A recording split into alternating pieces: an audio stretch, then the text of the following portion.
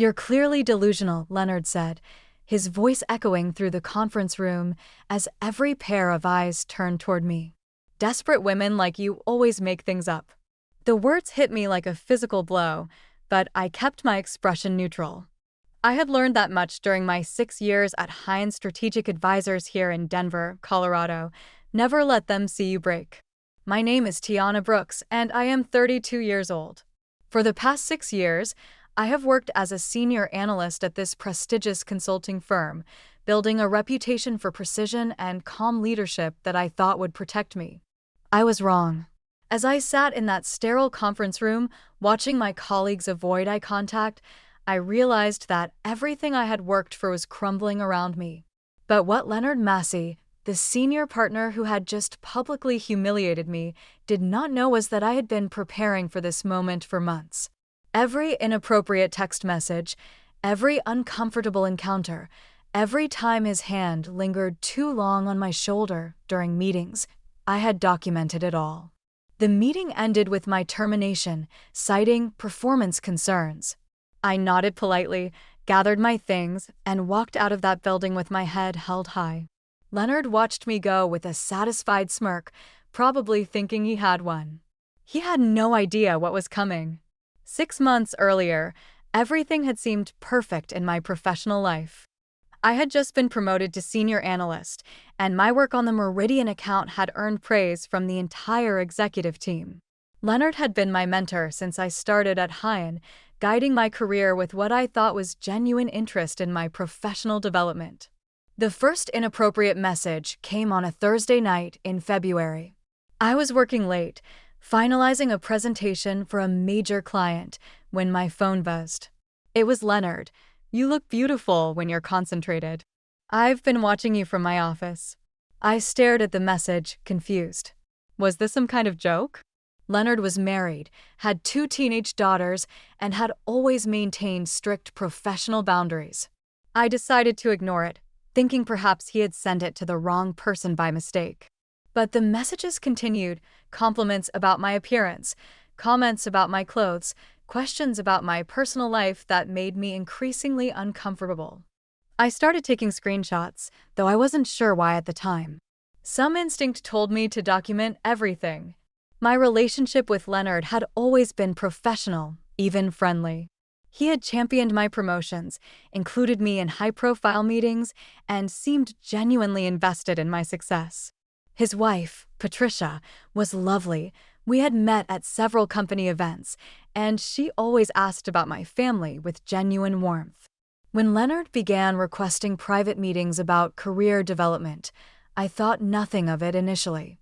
He was a senior partner, after all, and I valued his guidance. But these meetings started happening more frequently, often in his office after hours when the building was nearly empty. During one particularly uncomfortable encounter in March, Leonard had cornered me near the copy machine. "You know, Tiana," he said, standing much too close, "your promotion to director level depends on how well we work together. I hope you understand what I mean." His hand brushed against my arm as he spoke, and I felt my stomach turn. That night, I went home and called my sister, Victoria. "Something is happening at work," I told her, my voice shaking. "I don't know what to do." Victoria, a lawyer herself, was blunt. "Document everything, every message, every interaction. If this escalates, you'll need proof." I wished I had listened to her sooner. The breaking point came on a rainy Tuesday in April. I was reviewing quarterly reports when my phone buzzed with another message from Leonard. This time, it wasn't just inappropriate, it was explicit. The message contained a photo I never wanted to see and words that made my hands shake as I read them. I immediately took a screenshot, adding it to the growing file on my phone. By this point, I had over 300 documented instances of harassment spanning 4 months, text messages sent at all hours, voicemails left on my direct line, and detailed notes about every uncomfortable encounter. That afternoon, I made the decision to report Leonard to Human Resources. I scheduled a meeting with Jennifer Walsh, the head of HR, and brought printed copies of some of the worst messages. Jennifer listened with a concerned expression, taking notes and assuring me that the company took these matters seriously. "We'll launch an immediate investigation," she promised. "In the meantime, try to maintain professional distance from Mr. Massey." For 2 weeks, I heard nothing.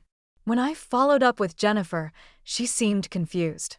"What complaint?" she asked, shuffling through papers on her desk. "I don't have any record of our conversation." My heart sank. The printed messages I had given her were nowhere to be found. It was as if our meeting had never happened. I realized then that Leonard's influence at Hyan ran deeper than I had imagined. As a senior partner, he likely had connections throughout the company, including in HR. I decided to document our conversation with Jennifer as well, typing up detailed notes immediately after leaving her office. I also made multiple backup copies of all the evidence I had collected, storing them in different locations to ensure they couldn't disappear like my HR complaint had. The harassment escalated. Leonard became bolder, sending messages during business hours and making increasingly explicit comments during team meetings. He seemed to believe he was untouchable, that his position protected him from any consequences. One Friday evening, as I was preparing to leave the office, Leonard appeared in my cubicle. "Tiana, I need to see you in my office," he said, his tone leaving no room for argument. In his office, with the door closed, Leonard made his intentions crystal clear. "Your career at this firm depends on your cooperation," he said, his voice low and threatening. "I think you understand what that means." I stood up slowly, my heart pounding. "I understand perfectly," I replied, my voice steadier than I felt. That weekend, I made copies of everything, every screenshot, every voicemail, every note I had taken. I organized them chronologically, creating an irrefutable timeline of Leonard's behavior. I also researched the members of Hyan's board of directors, identifying their email addresses and gathering information about their backgrounds. On Monday morning, I walked into the office knowing it might be my last day, but I was ready for whatever Leonard threw at me. He had underestimated me completely, and that would be his downfall. Monday morning arrived with an ominous email in my inbox. "Conference room B9. Mandatory attendance." It was signed by Jennifer Walsh from HR, but something felt wrong. Leonard's fingerprints were all over this. I spent the weekend preparing for war, but I wasn't ready for the ambush that awaited me. When I entered the conference room, Leonard was already there with Jennifer and 2 other senior partners I barely knew, David Harrison and Thomas Crawford. The setup screamed intimidation. "Tiana, please sit down," Jennifer said, her tone formal and cold, completely different from our previous conversation that she had mysteriously forgotten. "We need to discuss some serious allegations that have been brought to our attention." My stomach dropped. "Allegations against me?" Leonard sat back in his chair, a slight smile playing at the corners of his mouth. He was enjoying this. "It has come to our attention," Jennifer continued, reading from a prepared statement, "that you have been making false accusations against Mr. Massey. This behavior is completely unacceptable and violates our company's code of conduct." I felt the room spinning. "False accusations?" "I have documentation of everything," I said. "Documentation can be fabricated," Leonard interrupted smoothly. "I've seen desperate women do this before when they realize their career isn't advancing as quickly as they'd hoped." The words "desperate women" hit me like a slap. David Harrison and Thomas Crawford nodded along, clearly having already been briefed by Leonard's version of events. I realized this entire meeting was orchestrated to discredit me before I could take my evidence further. "I want to see this alleged documentation," Jennifer said, extending her hand. This was the trap. If I showed them my evidence now, they could claim it was fabricated. If I didn't, they could use my refusal against me. I made a split-second decision that would change everything. "I don't have it with me," I lied smoothly, "but I can bring it tomorrow." Leonard's smile widened. "Of course you don't, because it doesn't exist." "These are very serious accusations you're making, Tiana," David Harrison said, his voice stern. False harassment claims can destroy careers and reputations. We cannot tolerate this kind of behavior at Hyen. The irony was suffocating. Here I was, being lectured about destroying careers while Leonard sat smugly across from me, having done exactly that to me, and who knows how many other women. We're placing you on administrative leave pending a full investigation, Jennifer announced. You'll need to surrender your company phone and laptop immediately. My heart raced. They were cutting off my access to the evidence stored on my work devices. But I had anticipated this move and backed everything up to my personal accounts weeks ago. I understand, I said calmly, sliding my company phone and laptop across the table. Leonard leaned forward. Tiana, I want you to know this gives me no pleasure. I've always tried to support your career here, but when someone makes false accusations. He shook his head sadly, playing the wounded mentor perfectly. As I gathered my personal items, I noticed Thomas Crawford watching me with a strange expression. Unlike the others, he didn't seem entirely convinced by Leonard's performance. I filed that observation away for later. Walking to my desk to collect my things, I felt the weight of everyone's stares. Word had clearly spread about the meeting, and my colleagues whispered among themselves as I passed. Some looked sympathetic, others seemed to believe I had gotten what I deserved. At my desk, I carefully packed my personal belongings, making sure to grab the small external drive hidden in my drawer, my insurance policy. As I loaded the last box into my car, I allowed myself one moment of genuine emotion. 6 years of my life gone. But Leonard had made one crucial mistake. He thought destroying my career would silence me. Instead, it had freed me to tell my story without fear of professional consequences. That evening, I sat in my apartment with my laptop open, staring at the folder containing over 300 screenshots. The evidence was damning, but I needed to be strategic about how I used it. Leonard had outmaneuvered me at Hyen, but the game wasn't over. I called my sister, Victoria, who had been my anchor throughout this nightmare. They fired you, she asked, incredulous, after what he did to you. Technically, I'm on administrative leave, but we both know how this ends, I replied. Victoria, I need your legal advice. What's my best move here? Victoria, who specialized in employment law at her firm in Chicago, was quiet for a moment. You have 2 options.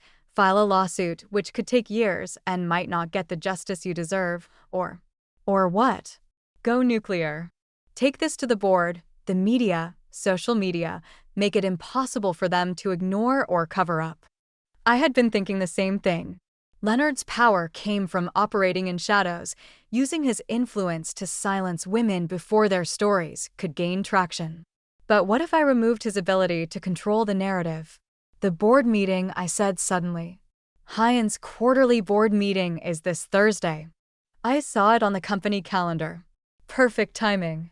Victoria agreed. Board members hate surprises, especially ones that could expose the company to liability. I spent the next 2 days crafting the most important presentation of my life, not a PowerPoint full of business metrics, but a comprehensive timeline of Leonard's harassment, complete with screenshots, dates, and context. I researched each board member, understanding their backgrounds and what would motivate them to act. Margaret Chen, the board chairwoman, had built her career championing women in business. Robert Singh had daughters my age. Patricia Williams had recently joined after a high-profile sexual harassment scandal destroyed her previous company. These weren't just names on a website. They were people who would understand the gravity of what I was revealing. Wednesday night, I couldn't sleep. I kept rehearsing what I would say, how I would present the evidence. But doubt crept in during the quiet hours. What if they didn't believe me? What if Leonard had already poisoned them against me? My phone buzzed with a text from an unknown number. I know what Leonard did to you. You're not the first. Be strong tomorrow. The message was unsigned, but someone inside Hyen was supporting me. Thursday morning, I dressed carefully in my best suit, the navy blue one I had worn to my promotion interview 2 years ago. I wanted to look professional, credible, strong. I arrived at Hyan's headquarters 30 minutes before the board meeting, knowing security would try to stop me. "I'm here to address the board," I told the receptionist, my voice calm and confident. "You don't have an appointment," she replied, clearly uncomfortable. "I have information the board needs to hear regarding potential legal liability for the company." The magic words legal liability opened doors quickly. Within minutes, I was escorted to a waiting room outside the boardroom. Through the glass walls, I could see the board members taking their seats. Leonard was there too, presenting what looked like quarterly financial reports. Margaret Chen stepped out to speak with me personally. "Miss Brooks, I understand you have concerns to raise with the board." "Yes, ma'am, concerns that could result in significant legal exposure for Hyan if not addressed immediately." She studied my face for a moment, then nodded. "We'll hear you after Mr. Massey finishes his presentation." As I waited, my hands steady despite my racing heart, I thought about all the women who had probably sat in similar rooms with similar evidence, only to be silenced or dismissed. Today, that pattern would end. Leonard's presentation ended with enthusiastic applause from the board. He had just finished explaining how his division had exceeded revenue targets by 15% when Margaret Chen announced that I would be addressing them next. I watched Leonard's face carefully as I entered the room. His confident smile faltered for just a moment before he recovered his composure. "I'm not sure why Miss Brooks is here," he said smoothly.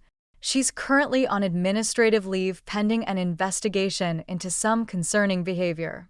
"Mr. Massey, please take a seat," Margaret said firmly. "Miss Brooks, you have our attention." I had practiced this moment dozens of times, but standing before 9 board members felt surreal. These were some of the most powerful people in Denver's business community, and they were about to see Leonard's true character. "Thank you for allowing me to speak," I began, connecting my laptop to the projector. "I'm here to present evidence of systematic sexual harassment by Mr. Leonard Massey, evidence that human resources has mysteriously lost or ignored." The room went silent. Leonard started to object, but Margaret silenced him with a look. Over the next 20 minutes, I clicked through my slides, each one more damning than the last. The first screenshot appeared on the screen, one of Leonard's more explicit text messages, complete with timestamp and his phone number clearly visible. Several board members shifted uncomfortably in their seats. "This message was sent at 11:47 p.m. on a Tuesday," I explained. "I was working late on the Henderson account when I received it. Note the date. This was 3 days after I reported to HR that Mr. Massey was making me uncomfortable."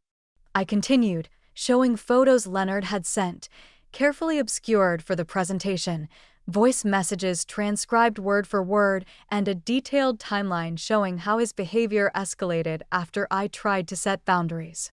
Leonard's face had gone pale. "This is clearly fabricated," he said, his voice cracking slightly. "Anyone can fake text messages these days." "You're absolutely right," I replied calmly. "That's why I also have the original messages on my phone, complete with metadata that can be verified by any digital forensics expert." Robert Singh leaned forward. "Miss Brooks, you mentioned that HR lost your complaint?" "Yes, sir. I met with Jennifer Walsh, provided printed copies of evidence, and filed a formal complaint. 2 weeks later, when I followed up, she claimed to have no record of our meeting or the evidence I provided." Patricia Williams, who had been taking detailed notes, looked up sharply. "That's a very serious allegation against our HR department." "Which is why I documented that conversation as well," I said, clicking to another slide showing my type notes from the meeting, complete with date and timestamps. The room was dead silent except for the sound of keyboards as board members took notes. Leonard sat frozen, his earlier confidence completely evaporated. "There's one more thing," I said, clicking to my final slide. "Yesterday, I received an anonymous message suggesting I'm not the first woman Mr. Massey has harassed at this company." Margaret Chen's expression hardened. "Thank you, Miss Brooks. We'll need copies of all this evidence for our investigation." "Of course," I replied, ejecting a USB drive from my laptop. Everything is here, along with additional documentation. As I gathered my materials, Leonard finally found his voice. You're destroying my family, my career, over a misunderstanding. No, I interrupted, looking him directly in the eyes. You destroyed your own career the moment you decided to abuse your power. Walking out of that boardroom, I felt lighter than I had in months. The truth was finally out, and there was no putting it back in the box. 24 hours after my presentation to the board, Leonard Massey's career at Heinz Strategic Advisors was over. I learned about it not from an official announcement, but from watching through the window of a coffee shop across the street as security escorted him from the building, carrying a single cardboard box. My phone had been ringing all morning. Victoria called first. It's all over the industry blogs already. Senior partner terminated following harassment investigation. You did it, Tiana. But the most satisfying call came from Margaret Chin herself. Miss Brooks, I want to personally apologize for what you endured at our company. The board has voted unanimously to terminate Mr. Massey's partnership and begin a comprehensive review of our HR practices. The investigation that followed was swift and thorough. Jennifer Walsh was placed on administrative leave pending review of how she had handled my initial complaint. Within a week, 2 other women came forward with their own stories about Leonard, their courage bolstered by seeing that someone had finally been believed. Leonard tried to control the narrative one last time, issuing a statement through his lawyer claiming he was the victim of a coordinated attack by disgruntled employees. But the evidence was too overwhelming, too detailed, too thoroughly documented for anyone to question its authenticity. The text message that had started everything, that first inappropriate comment about how I looked while working late, became the centerpiece of news articles about the case. Legal experts praised the thoroughness of my documentation, calling it a textbook example of how to build a harassment case. 3 weeks after Leonard's termination, I received an unexpected phone call that would reshape my entire career trajectory.